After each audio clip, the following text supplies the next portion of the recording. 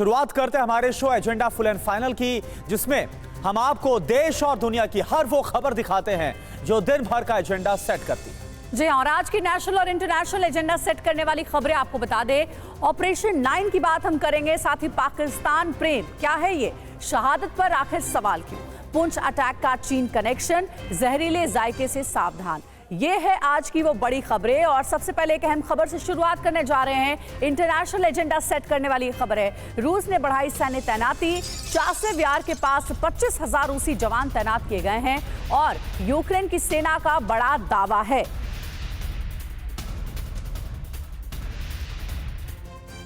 तो रूस का चासिव यार प्लान क्या है, ये आप जरा समझिए। दरअसल चासिव यार एक बेहद ही महत्वपूर्ण लोकेशन है जहां पर रूस कब्जा करने की फिराक में है, ताकि पहले से थकी हुई यूक्रेन की सेना को मात दी जा सके, वहां से आगे की चढ़ाई कर पाए। आगे रूस के इस स्पेशल ऑपरेशन को तेजी से अंजाम देने के लिए यह बेहद अहम है।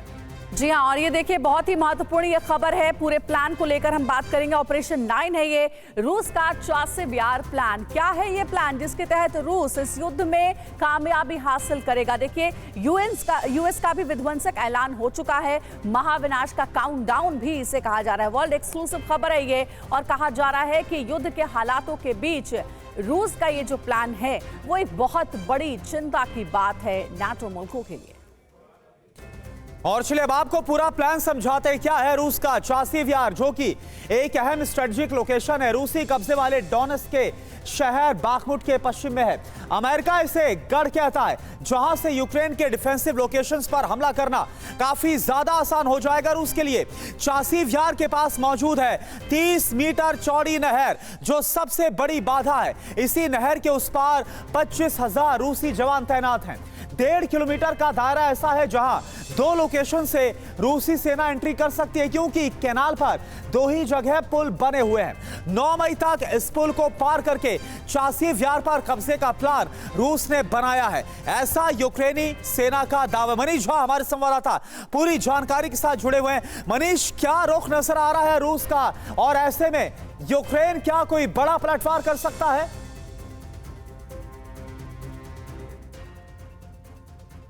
बहुत इंपॉर्टेंट दिन है क्योंकि उस दिन रूस अपना विजयी दिवस मनाता है।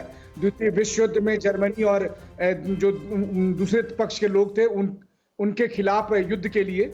इसीलिए यह अनुमान किया जा रहा है कि 9 मई को चासिव यार पर भी आधिकारिक तौर पर कब्जे का ऐलान हो सकता है। चासिव यार की खासियत आप यूं देखिए कि चासिव यार पर कब्जा हो जाने के बाद पूरा जो डोनेट्स्क का इलाका है, जो डोनेट्स्क पीपुल्स रिपब्लिक का जो पूरा इलाका है, वो सुरक्षित हो जाएगा।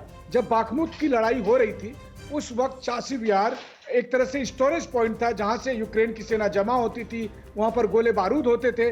लेकिन बाखमुट में विजय होने के बाद और अवदीव्का पर विजय होने के बाद चासिव यार अकेला ऐसा पॉइंट है जिसे रूसी सेना को जीतना था। इसके जीतने के बाद स्लोवियान्स तक एकदम आसान सा रास्ता बनेगा और इस तरह से पूरे डोनेट्स्क पर रूसी फौज का कब्जा हो जाएगा। तो रूस के लिए जहां ये इंपॉर्टेंट है, वहीं दूसरी तरफ यूक्रेन आखिरी कोशिश कर रही है कि कम से कम चासिव यार को बचा सके, जिसकी संभावना अब नहीं दिखती है, और ये बात यूक्रेनियन सेना भी मानने लगी है। जी, शुक्रिया आपका इस पूरी जानकारी।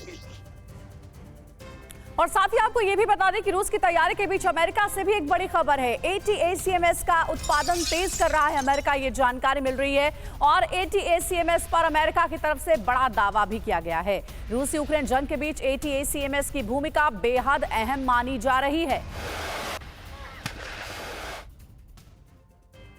और आइए अब आपको समझाते हैं कि आखिर ATACMS की ताकत क्या है, जिसे इतना ज्यादा अहम माना जा रहा है, जिसे गेम चेंजर के तौर पर भी देखा जा रहा है। दरअसल बड़ी संख्या में ATACMS बनाने का प्लान है। अमेरिका की विनाशक तैयारी क्या है रूस के खिलाफ, इसकी मारक क्षमता आप देखिए। ATACMS की जो ताकत है 305 किलोमीटर तक ये मार कर सकती है। क्लस्टर हमले इसके जरिए संभव है हर मौसम में, ये बेहद घातक है। अंजलि, जी हाँ, और कहा जा रहा है कि ATACMS की ताकत के जरिए ही अमेरिका जो है वो बड़ी हार भी दे सकता है रूस को। कहा जा रहा है सतह से सतह पर विध्वंसक प्रहार ये कर सकता है, आर्टिलरी वेपन है, क्लस्टर हमले करने में ये सक्षम है। तो कुल मिलाकर के अमेरिका ने अपनी एक विनाशक तैयारी कर ली है। और इस बीच एक और अहम खबर है ये खबर है पीओके से, जहां सियासी एजेंडा सेट किया जा रहा है। पीओके विलय वाले बयान पर बोले हैं फारूक अब्दुल्ला, पाकिस्तान ने चूड़ियां नहीं पहन रखी हैं। फारूक अब्दुल्ला का ये बयान है, पीओके पर नजर डाली तो एटम बॉम्ब गिरेगा।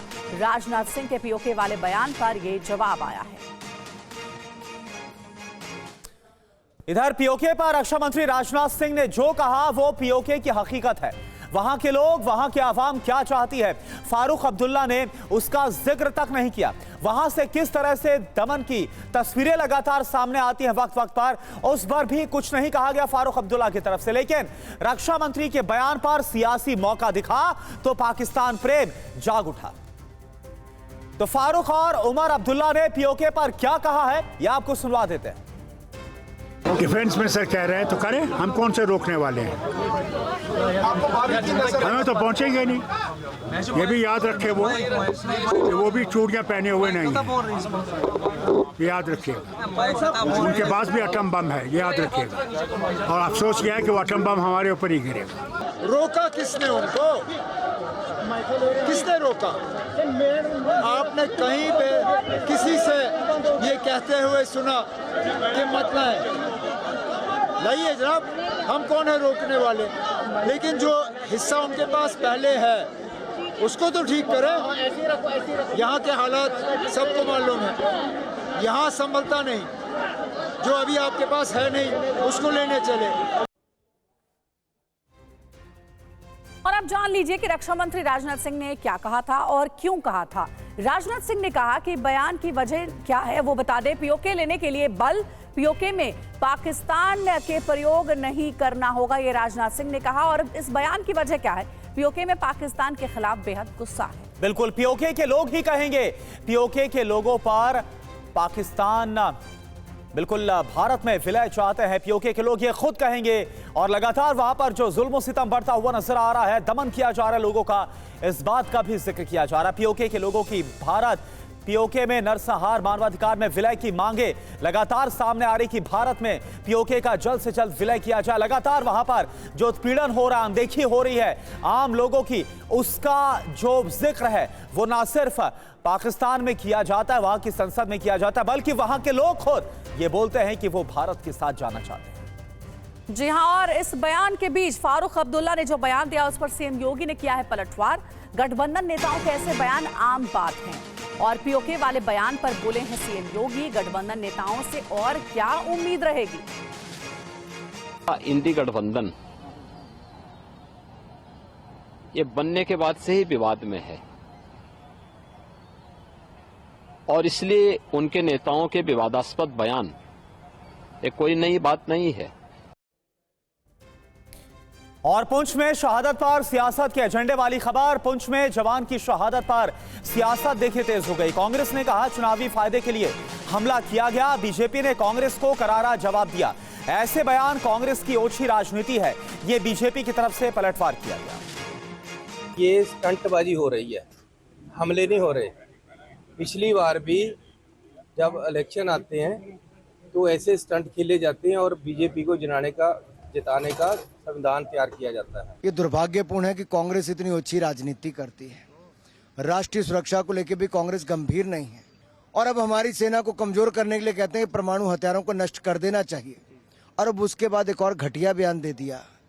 ये ओछी मानसिकता कांग्रेस की दिखती है, जो सर्जिकल स्ट्राइक पर, एयर स्ट्राइक पर भी प्रश्न चिन्ह खड़ा करती है और डोकलाम के समय हमारे सैनिकों के साथ खड़े होने के बजाय राहुल गांधी जी चीन के डिप्लोमैट्स के साथ रहते हैं।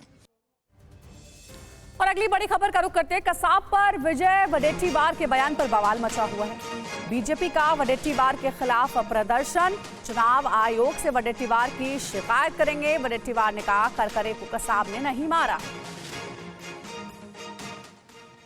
इधर कसाब के मुद्दे पर महाराष्ट्र में जबरदस्त सियासी बवाल मचा है। 26/11 पर चुनावी माहौल में अचानक से विवादित बयान देकर यह हंगामा खुद कांग्रेस नेता विजय वडेट्टीवार ने भड़काया, जिस पर बीजेपी अब चौतरफा घेराबंदी कर रही है। हेमंत करकरे साहेबांचा ती गोळी कसाबच्या बंदुकीतली नव्हती, कुठल्या अतिरेक्यातली नव्हती, तर ती गोळी एका पोलीस अधिकाऱ्यांची होती, आरएसएस समर्पित। त्यावेळेस ते पुरावे लपवणारा देशद्रोही कोण असेल तर तो उज्ज्वल निकम आहे आणि अशा देशद्रोहाला जर तिकीट भारतीय जनता पक्ष देत असेल तर मात्र और इस बयान पर बीजेपी की ओर से क्या कहा गया है, ये सुनिए। पाकिस्तान की भाषा बोल रहे हैं और देश के न्यायालय पर भी एक प्रकार से सवाल उठा रहे हैं।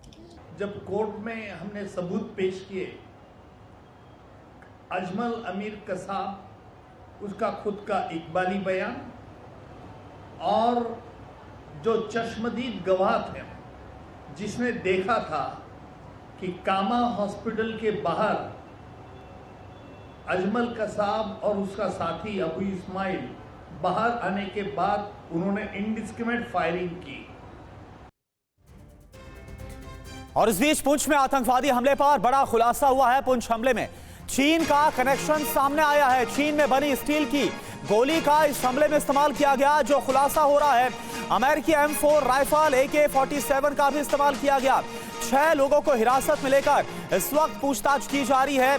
आपको बता दें कि जो पुंछ में काफिले पर हमला हुआ, इसमें एक जवान शहीद हो गए। एक की हालत काफी गंभीर बताई जा रही है। कमांड हॉस्पिटल में इलाज चल रहा है और 3 इसमें घायल। कुल मिलाकर 4 जवान घायल हो गए हैं और एक की हालत काफी गंभीर है और एक जवान की शहादत इस हमले में हो गई।